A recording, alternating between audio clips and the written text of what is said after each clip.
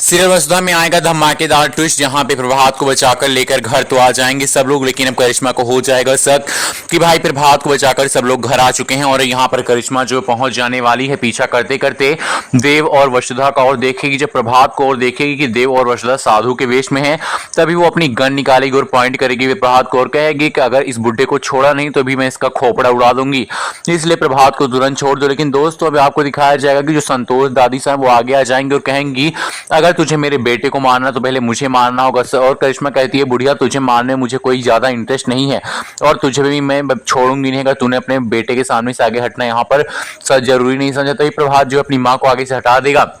और दोस्तों यही सब चल रहा होगा, ये एक दूसरे को आगे हटाने का कार्यक्रम के पीछे से आ जाएगा अविनाश और करिश्मा के सिर पे दे मारेगा एक जोरदार गमला, और जैसे उसके सिर पे गमला पड़ेगा वो बेहोश होकर गिर जाएगी और उसकी बंदूक छीन लेगा। और आपको दिखाया जाएगा कि भाई अब यहाँ पर प्रभात जो है अपने घर में जाएगा चंद्रिका के सामने। चंद्रिका के सामने जैसे ही प्रभात जाएगा चंद्रिका प्रभात को देखकर बहुत ज्यादा खुश होगी और भाई वो चंद्रिका जो यहाँ पर कुछ समझती नहीं थी बोलती नहीं थी वो खड़ी हो जाएगी और खड़ी होकर गले लगा लेगी अपने प्रभात को, यानी कि भाई इतने दिनों के इंतजार के बाद अब यहाँ पर फिर से एक होने जा रहे हैं प्रभात और चंद्रिका सिंह चौहान कहानी में, जहां पे धमाकेदार ट्विस्ट एंड टर्न्स तो चल ही रहे हैं। तो इसी के बीच अब यहाँ पर करिश्मा का भांडा भी फूट जाएगा और इस बार यहाँ पर पुलिस की भी लाइन लगाने वाली है भाई चंद्रिका जो है तो पुलिस को बुला के उसकी हवा टाइट कर देगी और कहेगी कि आप लोगों की हिम्मत कैसे हुई कि आप इस इतनी बड़ी खलनायिका यानी कि करिश्मा को बार बार जेल से बाहर आने का मौका दे देते हैं और ये बाहर आकर हमारे चौहान खानदान में खुशियों में आग लगा देती है। इस बार भी इसने यही किया, इस बार इसने हमारे शाह के ऊपर अटैक किया है, हमें ये मार देती इससे हमें कोई फर्क नहीं पड़ता, लेकिन इसने हमारे शाह के साथ जो किया है ये देखने के बाद अब हम इसको आप लोगों के हवाले नहीं करेंगे बल्कि हम खुद ही इसकी जान ले लेंगे।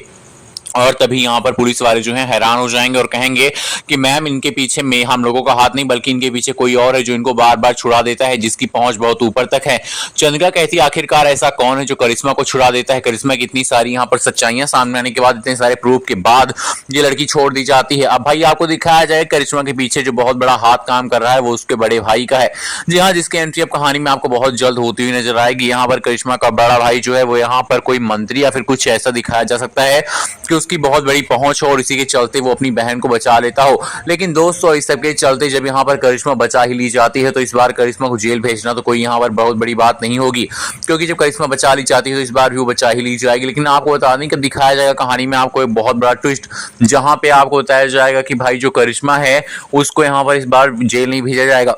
बल्कि उसके भाई की एंट्री कहानी में हो जाएगी। और उसके भाई की एंट्री का होना मतलब कि करिश्मा के सभी गुनाहों का पर्दा